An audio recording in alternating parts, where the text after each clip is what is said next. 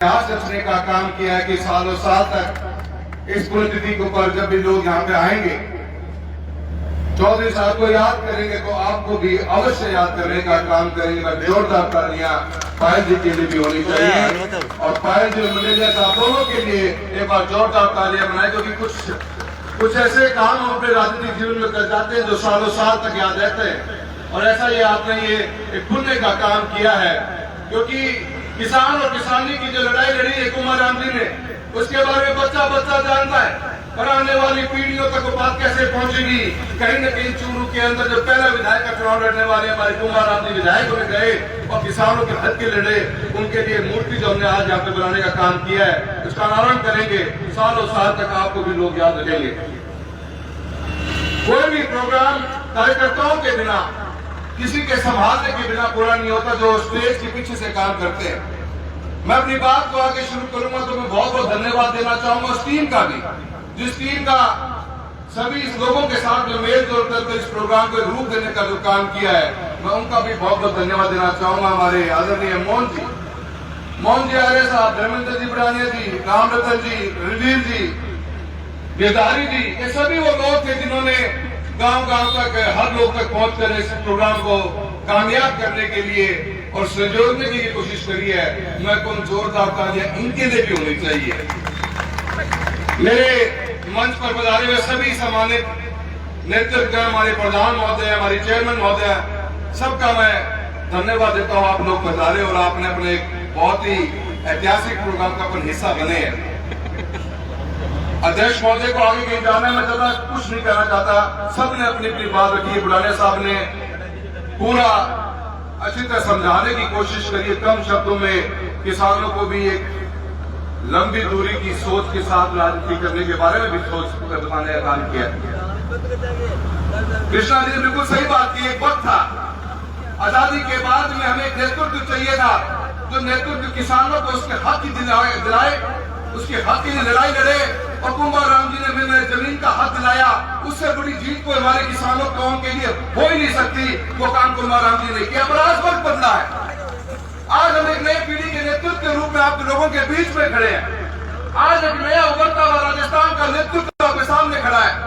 आज हमारे आगे किसानी की चैलेंजेस कुछ और है, हम उनके लिए लड़ते हैं, हमें हर दिन लड़ना पड़ता है। अभी कुशल जी कहते बिजली ट्रांसफॉर्मर तक नहीं मिल पा रहे। आज किसान खेती करना चाहता है, बिजली खेत तक पहुंच गई, बिजली खेत तक पहुंच गई, किसान खेती करने लग गया। चूरू जिले का 20% का हिस्सा भी आज मीठे पानी से सिंचाई नहीं करता। हमारा सरदार शहर का, रतनगढ़ का, विद्यासर का, कुछ हिस्सा रतनगढ़ का, जिसे हम खेती करते, रोजमर्रा की उनकी जिंदगी में जो समस्याएं हैं, आज बिजली नहीं मिल रही। सालों साल से उसने लाइन में खड़ा है, कनेक्शन नहीं मिल पा रहा। कनेक्शन मिल जाता है तो कभी बिजली की सप्लाई पूरी नहीं होती।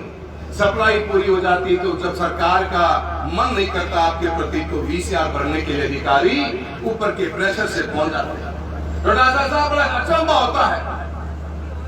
सालों साल एक विकसित भारत की बात की जाती है, 2047 में के हिंदुस्तान की बात की जाती है, पर जब तक खेत में बैठा हुआ किसान विकसित नहीं होगा, हिंदुस्तान कभी विकसित नहीं हो सकता। ये बात मान के चलना चाहिए। वो किसान जब तक विकसित नहीं होगा, कभी भी विकसित हिंदुस्तान कभी बन नहीं पाएगा।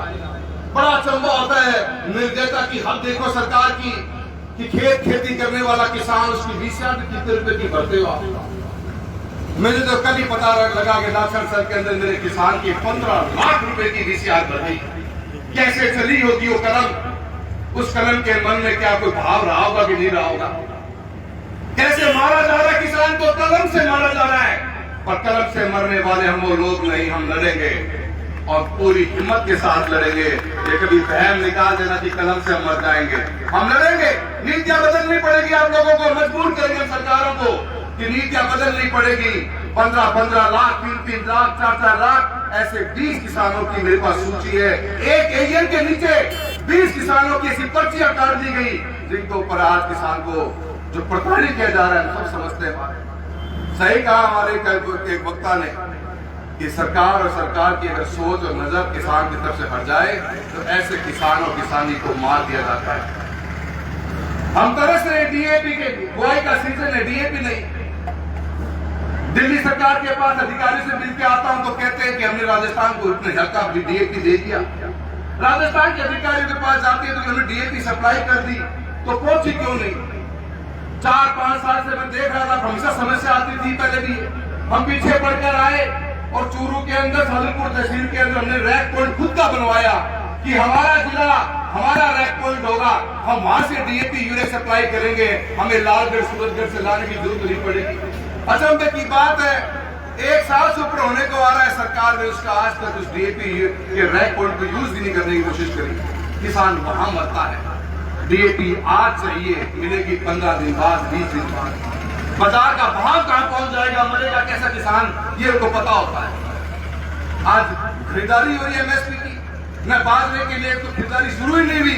3 दिन में पोर्टल गर्म कर दिए, बोले पोर्टल हैक हो गयो, पोर्टल ताकत हो गयो, तो भाई जब किसान पोर्टल पे जाओ ताकत ही हो। वो में भी नीति हमारे आगे है कि 25% खरीदेंगे।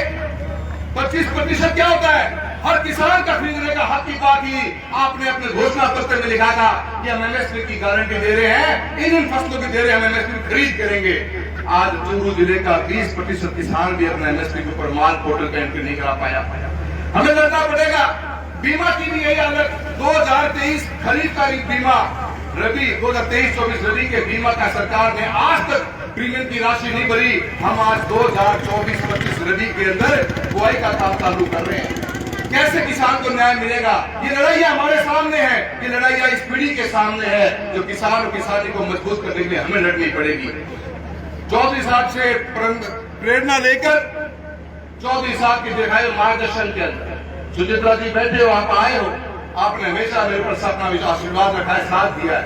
आपके परिवार का और मेरे परिवार का सालों सालों का संबंध है।